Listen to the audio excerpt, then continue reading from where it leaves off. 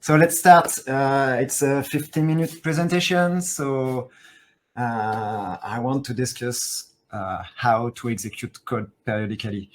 I'm going to do a who am I slide really quickly. I'm Olivier Jourdan. I'm the founder of Lab. I'm a board member of the DQMH consortium, and I'm using LabVIEW for more than 25 years now. So, how to execute code periodically? There are lots of ways to do it. You can use a while loop with the wait until multiple milliseconds, the metronome function. You can use time loop. If you are using frameworks, public frameworks like Actor Framework, Messenger, Workers, and all those frameworks are providing solutions to execute code periodically. And as a DQMH framework user and enthusiast user, I'm using helper loops. This is the way the DQMH framework is encouraging you to execute code periodically in your module. So what's an helper loop? This is really basic helper loop. I'm using this helper loop term because it's the one used by the DQMH framework, but you can do this kind of structure in a code that is not related to DQMH. So if you are not using DQMH, you can stay here. It's going to be interesting for you too. So what is an helper loop? It's a while loop, an event structure, and the timeout case. And if you want to execute code periodically in the timeout case, you are going to put a value in the timeout input. So the timeout case is going to execute every 250 milliseconds, for example, in this this image. It's an elegant solution to execute periodic code, but there are pitfalls. The first one, and it's pretty obvious, if other events occur, the timeout is reset. And worse, it could be totally dismissed if events occurs faster than the timeout value. So that's a point that is really something to be aware of. I think it's the obvious pitfall. The second one is that the way the timeout is working. The timeout countdown starts when the event structure executes. So when you start the timeout case, the code that is executing into this case, the time spent in this case, the time spent after the execution of the case is not taken in account in the period. So the timeout is going to be reset at the beginning of the next iteration of the event structure. So let's have a quick demo of those pitfalls. I have this small example of an helper loop incorrectly timed. This is really simple. I'm going to execute the code. You can see on the left graph the period of the execution of the timeout case, and in the right graph, the timeout value. So we still have the value of 250 milliseconds. And now I'm going to simulate some time spent in the timeout case. Let's say that the code we want to execute in the timeout case, so the code we want to execute periodically, takes 50 milliseconds to execute. When I add this simulated time, you can see that my period is no more 250 milliseconds, but it's 300 milliseconds. So you can think that you are executing as a specific period, but no, it really not executing at this period if you are not doing anything. If you have another event in your structure, in your event structure, if I'm coding this event, you can see that the period of the execution is totally wrong because we are resetting the timeout, so we need to wait for another 250 milliseconds. And if I'm clicking really fast on the button, I'm generating lots of events. I'm totally dismissing the execution of the timeout case. So we have some pitfalls we need to deal with to use the helper loop. So there is a solution, and the solution is to modify the timeout value according to the execution time. So this is something I've been doing since I'm using the QMH and helper loops. When I really want to have this periodic execution to be steady and correct. This working, but it requires to add code and to have an excellent knowledge of how the event structure and the timeout case is executing and how to implement the timeout modification.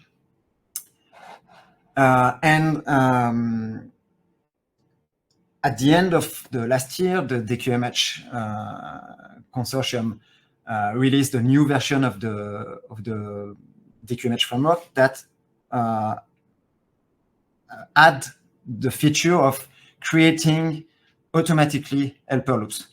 So I was using the beta of the 7.0 version of DQMH, and I told myself we need to have something to run those helper loop correctly with a really steady period, and it needs to be really straightforward to implement. So I came with a new API. It's an open source API. It's available on vipm.io, and it's compatible with LabVIEW 2014 or later. And the idea is to provide some really simple functions to have this. We have this numeric constant that defines the period we want to execute the code. We are replacing this numeric constant with an object. And with this object, we can keep all the information needed to compute the correct timeout there. So we have an init function to get the object. We have a set function to set the period we want to execute the code. And all the computing thing is made in these two functions.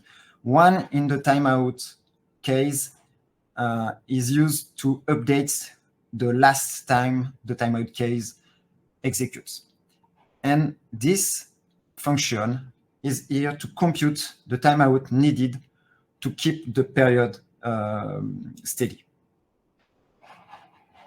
Another thing the API is giving you is that you can know if you are executing your timeout case late. If the code you are executing in the timeout is longer than the period you are expecting, this Boolean is going to be set to true. Another feedback given by this function is the thing, the information that this is the first execution since you changed the period. Sometimes you need to initialize things on this specific timeout case execution. You have the information. You don't need to have another shift register to keep this information in memory, etc. Let's have a demo of this API. So I'm just creating a new VI there. And you are going to, once it's installed, you are going to have the add-on installed in the Robolab palette and the Robolab utilities. You have this new palette with all the function I showed you. And basically, if you want to have in one click an helper loop, you just have to drop this function on the diagram. And you have your helper loop. You can put your code in the timeout, add any kind of event handling in the other case of the structure, and you will have your code executing periodically. The other thing that came with the API is some examples, and I'm just showing you this one. And this is basically the same example I showed you to demonstrate the pitfall in red. And in green, this is the same code using the API. And we are going to execute the code to see how it behaves. If I'm adding some execution time, let's say 50 milliseconds, you can see that on the correct timed helper loop, we keep the correct period of execution because we are decreasing the timeout with to compensate the execution time. On the red graphs, you can see that the period is increasing at 300. If I'm resetting the timeout, you can see that the timeout value is modified to compensate the fact that the timeout has been resetted. And we still have the 250 millisecond period for the execution of the timeout case. So that's great. Is it perfect? Unfortunately not. Just 3 days ago, on the GitLab project where the API is hosted, James Ashcroft created an issue telling, I don't know if he's among the attendees, but thank you, James, for finding this issue. He found that the execution has a time drift. So little to little, we have a drift in time. And we started to discuss about this and try to understand why we were having this behavior. And there is a third pitfall. And this pitfall is the timeout resolution. The timeout resolution is in milliseconds. We are computing things in milliseconds. So each time we are introducing minor timing errors. And it leads to a time drift. The good news is that we also find a way to fix that with the API without adding any new function, but just modifying how the timeout is computed. And in the future version, I hope that I will be able to release a new version as soon as possible. But we have the solution. And the next release will keep the drift close to 0 and provide at least 2 different modes to handle the late execution of a timeout case. A bit like the timed loop mode, where you can choose to keep the phase or not in this in the way on how to handle the late execution. So that's the power of the open source projects. I wasn't aware of this issue, and I never measured this kind of execution information. And now we will have a better API in the few weeks that come. So I'm really thankful for that. So main takeaway of this presentation. This API helps you to execute code periodically in a helper loop. And there is a documentation page that explains all the pitfalls and how the API handles them.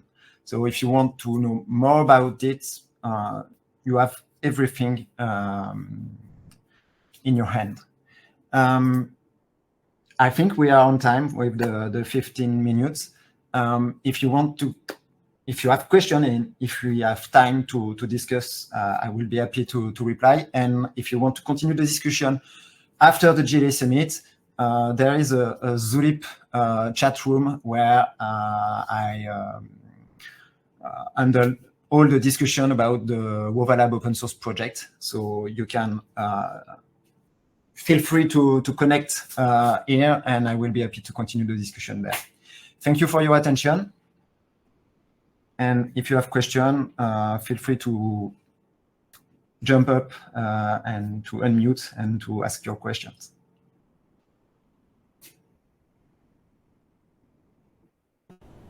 Will there be options to pause and or stop the timer? You have the function in the API. So you can set. There's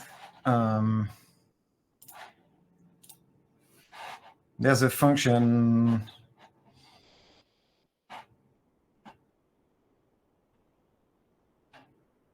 to stop the helper loop there, and this is you can use the right and use the -1 function, and it's stopping the.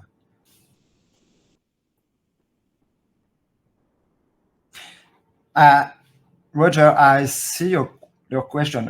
What about using a message handling loop and time delays messages to trigger periodically events?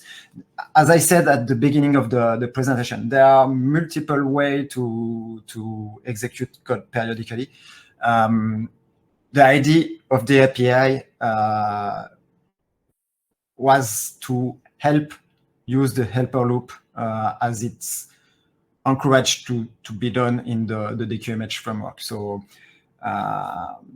yeah, there's multiple ways to do it. But yeah, with this API, I feel that it works well with the DQMH framework, and it works well with the event structure, and I like to use it.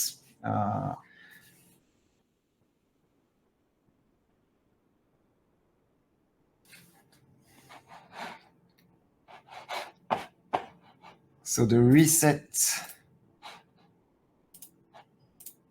it's not the best way to do it, but if you are generating the reset, it's generating the event on a second button. So you have 2 different events. It's really acting the same way for the 2 loops.